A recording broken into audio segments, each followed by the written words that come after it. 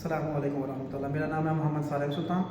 आज का जो हमारा टॉपिक है वो है गैस वेल्डिंग। गैस वेल्डिंग कैसे की जाती है, गैस वेल्डिंग में कौन कौन सी गैसें यूज़ होती हैं और गैस वेल्डिंग की हिफाजती तदाबीर क्या हैं और गैस वेल्डिंग के कितनी किस्म के जो है ना फ्लेम बनाए जाते हैं और कौन कौन से फ्लेम का टेम्परेचर क्या होता है और कौन से फ्लेम की मकसद के लिए इस्तेमाल की जाती है।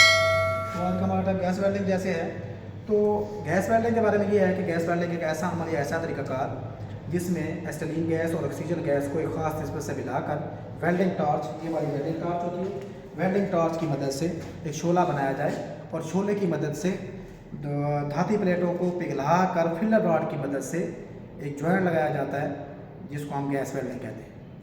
तो गैस वेल्डिंग जो हमारी है ये धाती प्लेटों को वेल्ड करना या इसके अलावा ट्यूब्स को वगैरह को वेल्ड करना, कापर की ट्यूब्स को, स्टील्स की ट्यूब को, मुख्तलिफ ट्यूबों को हम इसकी मदद से वेल्ड कर सकते हैं, आपस में जोड़ सकते हैं। उसके लिए हम मुख्तलिफ किस्म की वेल्डिंग करते हैं। किसी जगह पर हम सिल्वर सोल्डरिंग करते हैं जो कापर की ट्यूबों के साथ वेल्ड करना है तो सिल्वर सोल्डरिंग की जाती है, और पीतल की ट्यूब को या पीतल के जॉइंट्स लगाने हमने, या लोहे की ट्यूब को कापर के साथ, या स्टील की ट्यूब को स्टील के साथ, या स्टील की ट्यूब को कापर के साथ, ये मुख्तलिफ धातुओं को आपस में जोड़ने के लिए ज़्यादातर हमारा ब्रेजिंग राड यूज़ होता है जिसको हम पीतल राड भी कहते हैं। उसके लिए हमारा ब्रेजिंग फ्लक्स भी यूज़ होता है।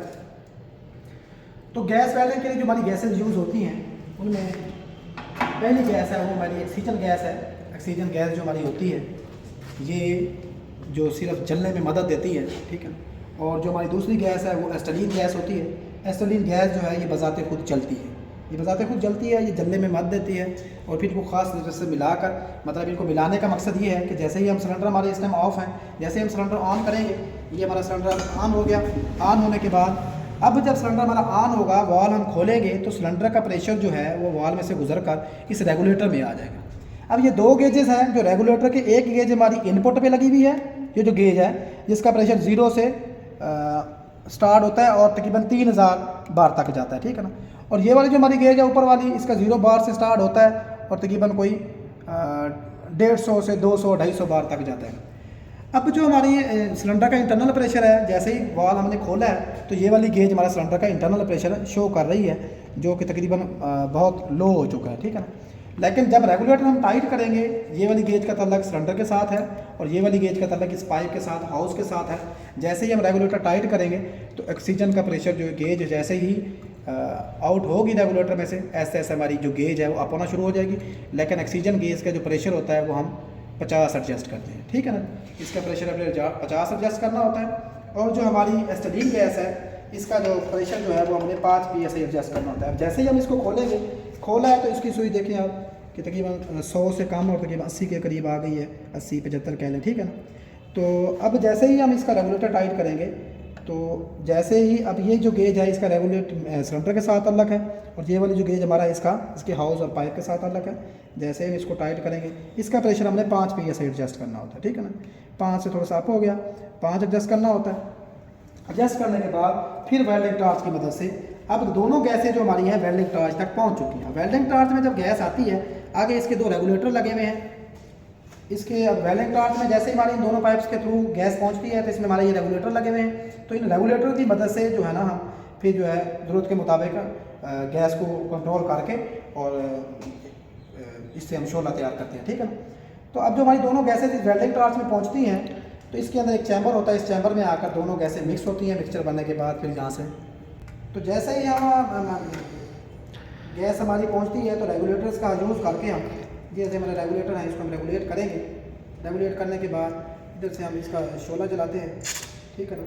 शोला जलाने के बाद ये ज़रूरत के मुताबिक शोले को हमने इतना ज़्यादा टेम्परेचर वाला या कम टेम्परेचर वाला शोला हमें तैयार करना होता है, या ज़्यादा प्रेशर या कम प्रेशर वाला शोला तैयार करना होता है। उसके मुताबिक हम इसकी एडजस्टमेंट करते हैं। एडजस्टमेंट करने के बाद फिर हम जैसे ऑक्सीजन खोलेंगे, जैसे ही ऑक्सीजन खोलने से जो है ना ये एक शोला तैयार हो जाता है। अब शोला जो है इसकी रेशो ज़रा ज़्यादा है तो एसिटिलीन को थोड़ा सा हम कम करेंगे, कम करने के बाद ऑक्सीजन को भी जैसे कम कर देंगे, ठीक है ना। जैसे कम करते जाएंगे, एसिटिलीन को पहले कम करेंगे फिर ऑक्सीजन को कम करेंगे तो शोला उतना ही कम होता जाएगा, ठीक है ना। अब शोले को बढ़ाना है तो बढ़ा भी सकते हैं। वैसे गैस वेल्डिंग के हमारे 3 किस्म के फ्लेम यूज़ होते हैं, जिनमें कार्बोराइजिंग फ्लेम है, उसको रिड्यूसिंग फ्लेम भी कहा जाता है, ठीक है ना। उसका टेम्परेचर 3000 तक 3100 डिग्री सेंटीग्रेड होता है। और कार्बोराइजिंग फ्लेम के अंदर हमारी ऑक्सीजन एसिटिलीन गैस की मिकदार ज़्यादा और ऑक्सीजन गैस की मिकदार कम रखी जाती है। दूसरा जो हमारा फ्लेम है उसको हम न्यूट्रल फ्लेम कहते हैं। तो न्यूट्रल फ्लेम में हमारा ये होता है कि इसका टेम्परेचर 3200 डिग्री सेंटीग्रेड होता है, और इसमें एसिटिलीन गैस और ऑक्सीजन गैस दोनों की मिकदार बराबर होती है। और जो हमारा तीसरा फ्लेम होता है इसको हम कहते हैं ऑक्सीडाइजिंग फ्लेम। ऑक्सीडाइजिंग फ्लेम में हमारे शोले का जो टेम्परेचर होता है वो 3500 डिग्री सेंटीग्रेड होता है, और इसमें हम ऑक्सीजन गैस की मिकदार ज़्यादा और एसिटिलीन गैस की मिकदार कम रखते हैं। अब ज़रूरत के मुताबिक जैसे हमारी जो ज़रूरत होती है उसके मुताबिक हम शोले का टेम्परेचर कम या ज़्यादा कर लेते हैं, ठीक है ना। तो ये थी हमारी गैस वेल्डिंग जिसमें हमने वेल्डिंग टॉर्च को जलाया। अब वेल्डिंग टॉर्च जलाने से पहले कौन सी गैस पहले खोली जाती है, वो हमारी एसिटिलीन गैस। एसिटिलीन गैस को पहले हम खोलते हैं, उससे हम शोला बनाते हैं। शोला बनाने के बाद फिर ऑक्सीजन से उसके टेम्परेचर को, प्रेशर को बढ़ाकर उसके टेम्परेचर को ज़रूरत के मुताबिक हम बढ़ाते हैं। लेकिन जब हमने वेल्डिंग टॉर्च को बंद करना है तो बंद करने के दौरान पहले हम जो है एसिटिलीन गैस को बंद करेंगे, खोलेंगे भी पहले एसिटिलीन को, बंद भी पहले एसिटिलीन को ही करेंगे, और बाद में ऑक्सीजन गैस को बंद करेंगे, ठीक है ना जी।